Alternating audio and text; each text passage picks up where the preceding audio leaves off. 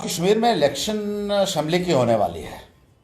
एक बार फिर से लोगों को अपने मुकद्दर का फैसला करना है और सबसे बड़ा फैसला जो मैं लोगों को कहूंगा वो आपको ये करना है कि नौकरी मुफ्त चाहिए या पैसे देकर चाहिए। पैंथर्स पार्टी ने 3 साल हुकूमत की। एक महकमा हमारे पास था, लगभग 50,000 नौजवानों के रोजगार के साधन हमने बनाए। 35,000 नौजवानों को मैंने अपने हाथ से नौकरी के ऑर्डर दिए। किसी का 1 रुपया भी खर्चा नहीं हुआ।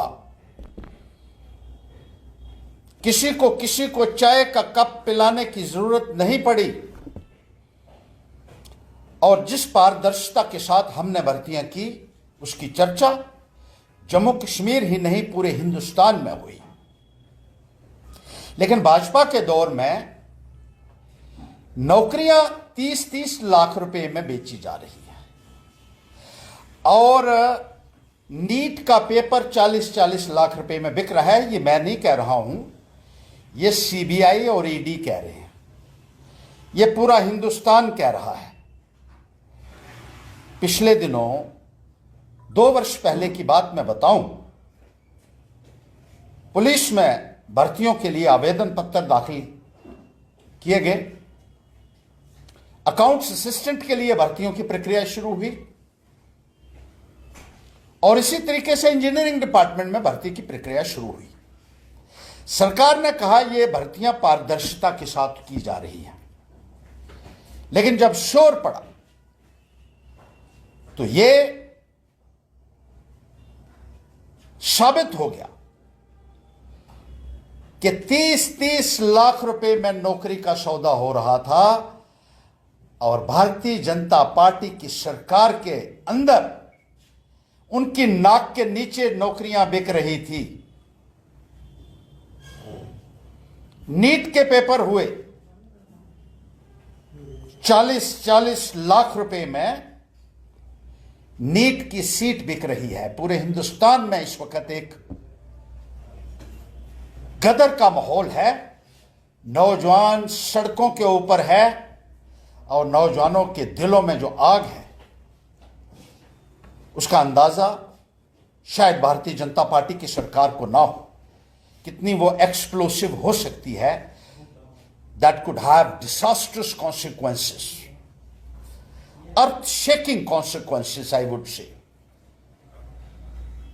लेकिन चोरी और भ्रष्टाचार भारतीय जनता पार्टी की सरकार में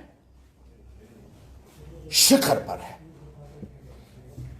लोगों से मैं पूछना चाहता हूं कि आपको वो सरकार चाहिए जो मुफ्त नौकरियां देती हो, वो पार्टी चाहिए जो नौजवानों के लिए खड़ी होती हो, जो नौजवानों को बुला बुला कर नौकरियों के ऑर्डर देती हो, जैसा हमने करके दिखाया।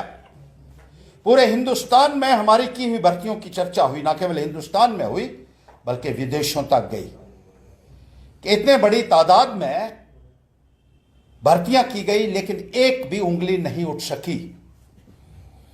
और हम दावे के साथ कह सकते हैं कि हिंदुस्तान में पहली बारी हुआ कि पैंथर्स पार्टी के मंत्री ने जो भर्तियां की, ऐसी भर्ती की प्रक्रिया पूरे हिंदुस्तान में नहीं हुई।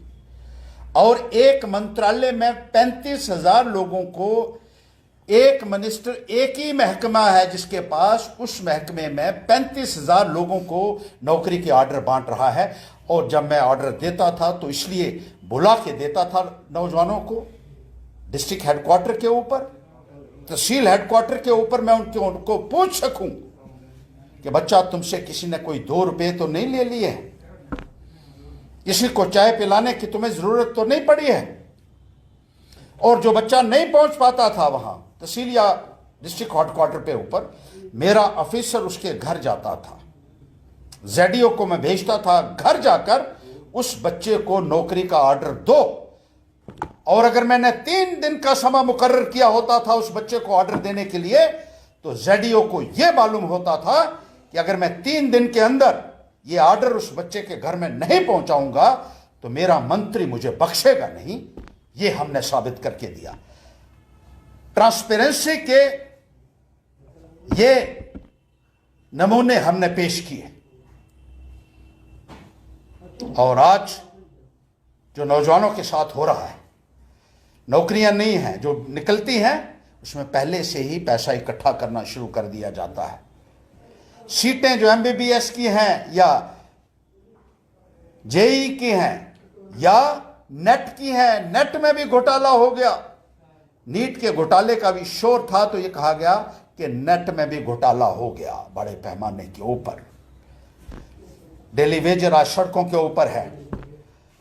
मैं अगर सेंट्रल स्पॉन्सर्ड स्कीम में एसएसए के तहत लगाए हुए हजारों नौजवानों को पक्का कर सकता हूं 5 साल के बाद, तो क्या वजह है कि आज 30-30 साल से डेली वेजर लगा हुआ है, उसको पक्का करने की कोई बात इस सरकार में नहीं की जा रही है। मनरेगा के तहत लगे हुए नौजवानों को पक्का करने की बात नहीं की जा रही है। एनएचएम के तहत लगे हुए नौजवानों को पक्का करने की बात नहीं की जा रही है। आंगनबाड़ी और आशा वर्कर जब अपनी तनख्वाह बढ़ाने की बात करते हैं या रेगुलराइजेशन की बात करते हैं तो उनके ऊपर डंडे बरसाए जाते हैं। यहां महिलाओं को भी नहीं बख्शा जाता है। भ्रष्टाचार चरम सीमा के ऊपर है और सवाल मेरा वही है कि क्या आपको वो चाहिए जो पारदर्शिता के साथ काम करते हो, जिन्होंने साबित किया अपने आप को पूरे हिंदुस्तान में कि 35,000 नौकरियां बांटने के बाद या 50,000 नौकरी देने के बाद भी एक भी उंगली नहीं उठी, या वो सरकार चाहिए जिसमें हर भर्ती के ऊपर उंगली उठ रही है